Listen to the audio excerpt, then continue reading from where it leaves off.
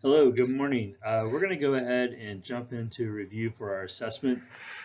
Essentially, I'm going to go over everything that you're going to have on this assessment, and watching the video is going to help you be successful and get the highest grade possible. So the first thing we want to talk about is the overall purpose of teacher certification. So every state has their own rules and their own procedures for how teachers get certified. And the main reason for that is that we want teachers to have certain standards in place. We want our schools to have certain standards in place. So we want to make sure that teachers are prepared for the demands of the classroom and that those teachers are able to plan, teach, and assess those lessons effectively, and that students are getting a high quality education. We also want to make sure that the teachers understand ethics that are required in that classroom so that we can ensure that there are proper behaviors that go on between adults and the children in that classroom. You have had that ethics training, you have engaged in those lessons, and you understand what that means. Next, we're going to be talking about the EDTPA assessment. This is a teacher performance assessment. And this is not just something where you're going to sit down and take a multiple choice test. Okay, there are those that are required for certain certifications in education, but the TPA is going to be something where you are demonstrating that you can plan a lesson effectively, and you're going to have to submit a video of you teaching. So you're going to have to do that so people can assess and make sure that you know what you're doing as far as your performance in the classroom. This is not just your knowledge, but this is actually having you demonstrate that knowledge through your teaching. I'm not going to read this paragraph to you. That's actually taken from the TPA website, but you can read that on your own by stopping the video. But that's just essentially a good summarization of what the TPA is. We have discussed teacher induction through the program, but this is going to be a mentoring initiative. Every school district has their own way of handling this differently. Some have you come in and take a class once a week or once a month where you're having a training session so that you're getting familiar with the school. Others have something that's just a little bit looser where you're going to come in and just have somebody that you can ask questions of that's close to you, that's near you. But they're going to find somebody that's on your grade level or that teaches your subject. So for example, if you're a high school biology teacher, they're going to find another high school biology teacher in the school that you can touch base with, that you can ask questions of, that can kind of guide you in your practices. Now this is very important because even, school districts have their own policies in place, but even so, each individual school within those school districts will have their own way of doing things. And so you do want to have a formal, mentoring program. In a smaller school district, you might only have one school. You might be the only biology teacher in that school, and so they might pair you with someone from a different school that you can still, call on the phone or have a Zoom meeting or a Microsoft Teams meeting with that you can ask questions of. But every school district in every state is going to have some kind of an induction program. And again, this is not a college course you're taking. This is not professional training all the time. This is just kind of a way to help you get familiar with the job.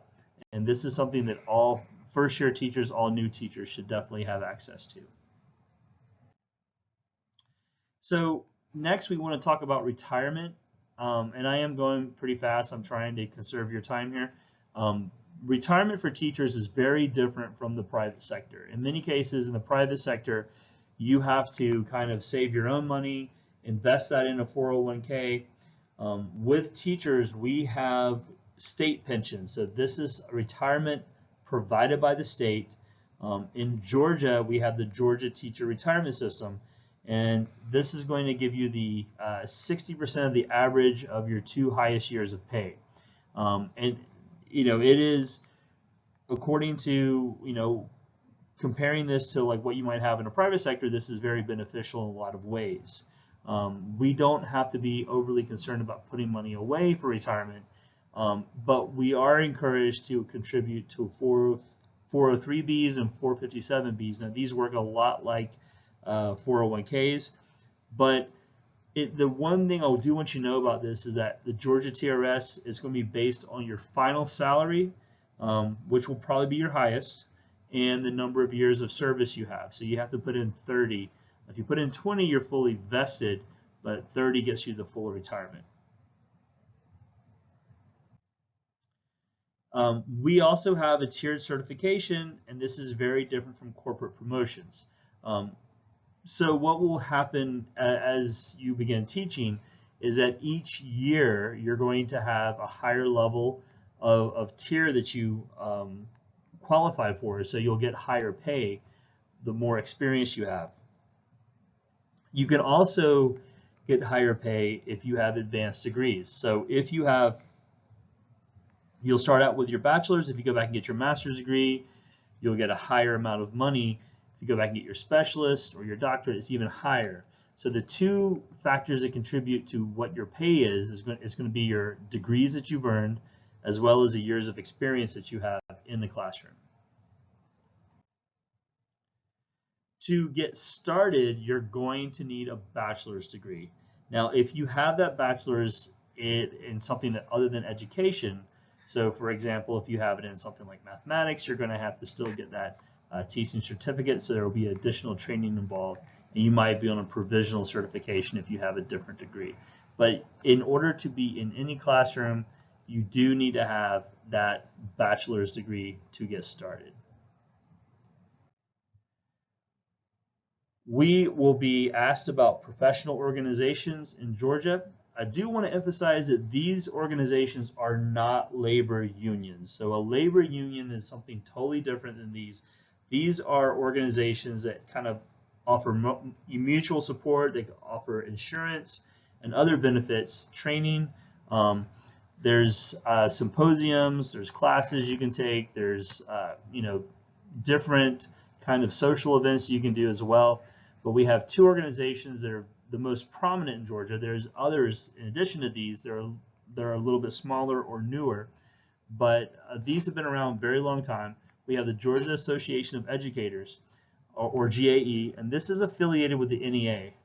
We also have the Professional Association of Georgia Educators, or PAGE, that's not affiliated with that. Now, both of these are going to keep you informed as to what's happening politically, and they will advocate for teacher benefits, higher teacher pay, things of that nature.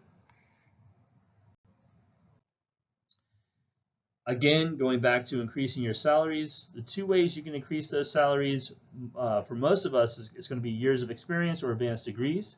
However, in some cases, you could also get additional certifications, which are going to open doors for you career-wise, open more opportunities for you. So say, for example, there was a need for something in a specific school setting, and they had a position available. If you had certain certifications, you could apply for that job, get that job, and actually get that different pay structure. So that can happen, and every school system is different with regard to that. But if you get into leadership, you're going to have additional pay as well. But the two big ones here that I want you to be aware of is going to be your years of experience and those advanced degrees. That's going to get you that higher pay. The reason, again, we're going to go back to this, the reason we want to make sure that teachers are certified, and the reason that we have this as part of our practice as educators, we want our students to have that high quality instruction.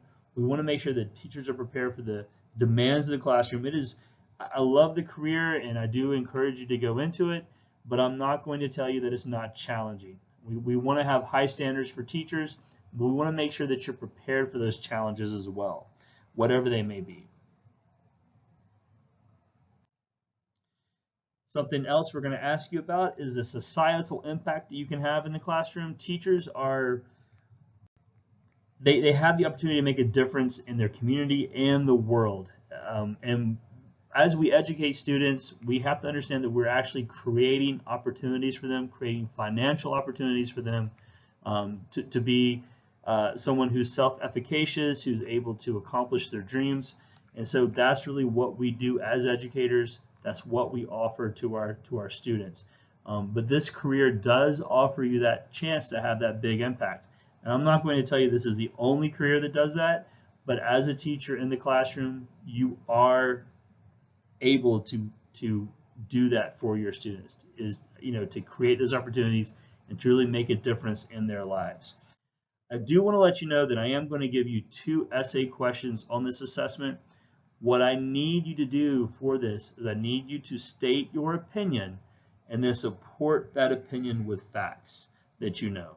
I'm not asking you to reference anything specifically. It's not going to be that, but I do want to make sure that you're justifying that opinion with things that you know. If you have any questions, it is your responsibility to let me know so that I can assist you prior to the day of the assessment. Thank you.